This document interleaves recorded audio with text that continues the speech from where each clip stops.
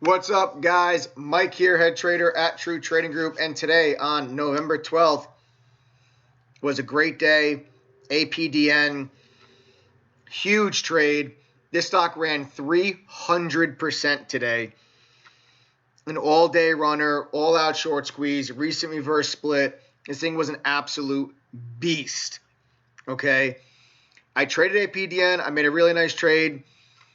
But now that I'm looking back and I'm looking at this thing at $19, it was peanuts. Okay. I thought I made a really good trade at the time. My target was reached. I took my profits. I did not think APDN had a chance at $19 today. After it started squeezing up to 14, 15, okay, yeah, at that point, I thought $20 was within reach. But early this morning when I entered the trade, I didn't think there's no way that we were going to be able to get this thing up to $20. I wasn't expecting that. So I left a ton on the table in APDN. There's a lot of lessons that I'm going to go over with you guys on this APDN trade. There's a couple mental lessons too. First and foremost, guys, please don't beat yourself up over APDN if you didn't sell this thing at $19. Always remember your job as a trader is not to buy the low and sell the high. Okay, you're not supposed to buy APDN at 550 and sell it at 19. Okay, your job is to identify opportunity, put yourself in high probability situations with good risk reward. That is your job. And if you execute on that, you'll make money. Okay, I made good money today on APDN. Yes, I left a ridiculous amount on the table, but I'm still happy with my day. I'm still patting myself on the back, and you guys have to do the same. You can't make a winning trade and then still beat yourself up, because trading is hard enough, guys. It really is. And you need to build that self-confidence as a trader so that you don't second-guess yourself and you maintain, good mental health during rough times. It's very important that you guys, job well done when you make a good trade. If you're going to make a good trade and you're going to make money and you're still going to be hard on yourself, you're going to have a very hard time becoming a confident trader. So always remember, it's not your job to buy the low and sell the high. So if you bought APDN at like $8 and you sold it at 10 or 11, it's still a really, really damn good trade. Pat yourself on the back. That's exactly what happened to me. Okay, I bought APDN at $8.60. I was out of it by 10.11, which was the halt. Okay, $10 was my target on APDN, but there's a very, very specific setup and catalyst that I'm going to talk to you about on this APDN.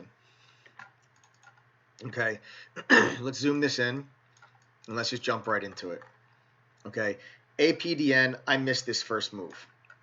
Okay, I missed that first move. I was looking at ROK today. ROK was a large cap name that I was trying to get long in front of this 198 level, and I missed my fill. I never entered the trade, and this thing pushed all the way up to 207. So I was looking at that right off the bell. I wasn't looking at APDN. So I missed this first move on APDN. Okay, and now this is mental lesson number 2 of this trade is that if a stock's truly strong, okay, it'll give you more than one opportunity to enter the trade. So just because I missed this move doesn't mean that I'm giving up on the trade and there's no more opportunity here. I'm still staying focused on this APDN. I like the volume, and more importantly, I liked what I was seeing in the 23.6 Fibonacci level. You guys can see we start to get real strong support at this 23.6 Fib level. And when I tell you that every single time this stock would get hit down from $9, I'm talking like aggressive bid hits.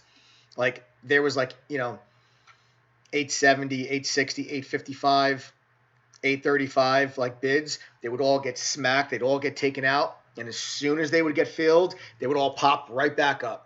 They would get smacked down. They would all pop right back up. That was, me just kind of feeling the heartbeat of the stock and reading the momentum of the stock and seeing that happen and seeing all those bids pop back up like that right in front of the 23.6 Fibonacci level.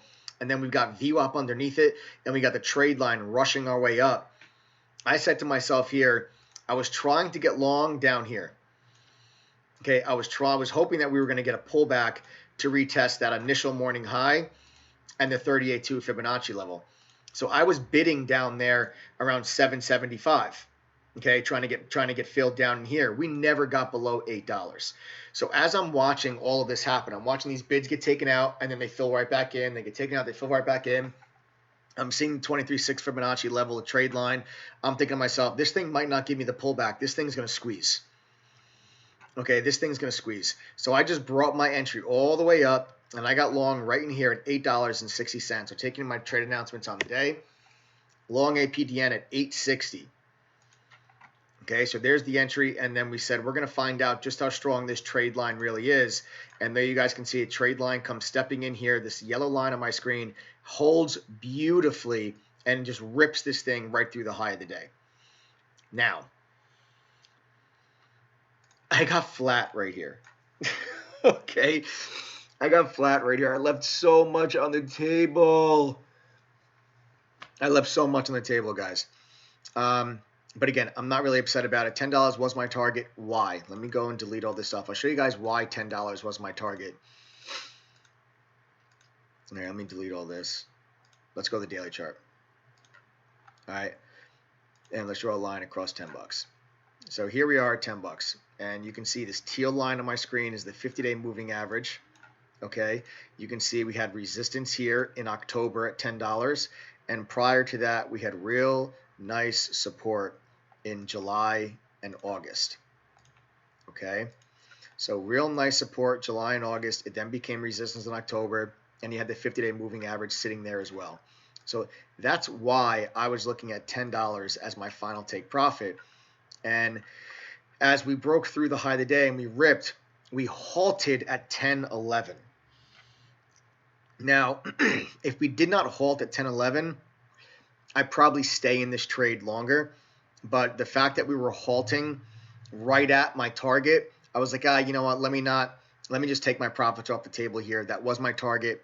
We're halting into the resistance level. You know, I didn't want to get caught in a gap down off the trading halt.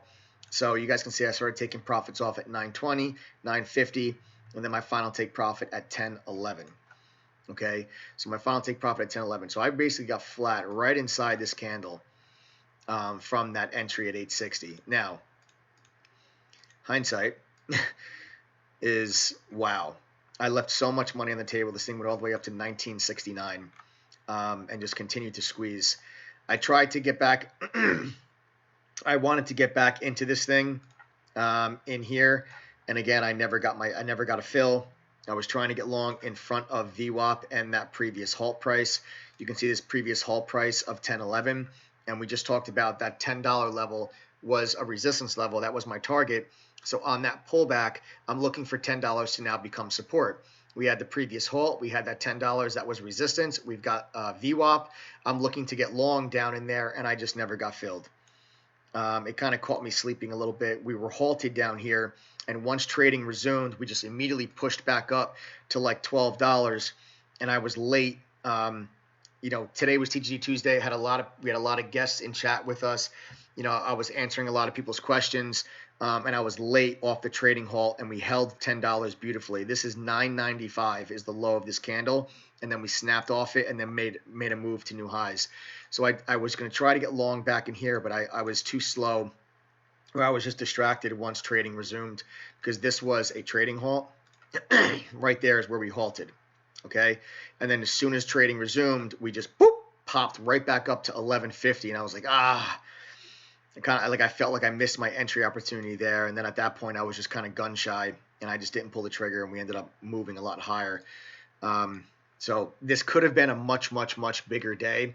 But again, I'm not going to beat myself up over it, guys. It was still a nice trade. I still made money, and I'm happy with the day. Obviously, I could have been a lot more happy.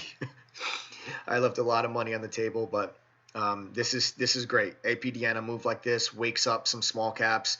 We hopefully get some better action in small caps over the next couple of days, and we'll see what's going on. This will definitely be on the watch list tomorrow, and we're gonna have to take a look and see what is going on pre-market on APDN. Okay, we found resistance at the 200-day moving average today. All right, there it is. Okay, and you also see that lines up with this prior support level that sits right around 1950. Okay, so we see this prior support level. You got the 200-day. That's where we topped out. So you got to see if we stay below that level tomorrow, or if we get above it. You can see this thing squeeze up towards where? 26. Okay, this could very easily be your next level. You got a little minor resistance here at 23, but more major resistance up at 26. So we're gonna keep eyes on this, and we'll see what happens tomorrow. All right. Then also, guys, I made a trade in the SPY. Okay, I bought some SPY put options here today. And let me explain to you guys the reasoning behind this trade. And I still have the bulk of this position. I'm holding this for a swing trade. When I entered it, it was intended to be a swing trade, but it started to work out pretty well. My first target was hit, so I took 25% of the position off the table. I was expecting 310 to be resistance today in the SPY. And we got up today to exactly 309.99 is the dead high of the day today. And then we started to pull back in. Trump came on and was speaking around 12 o'clock. Okay, or just after 12 o'clock, Trump was coming on to speak.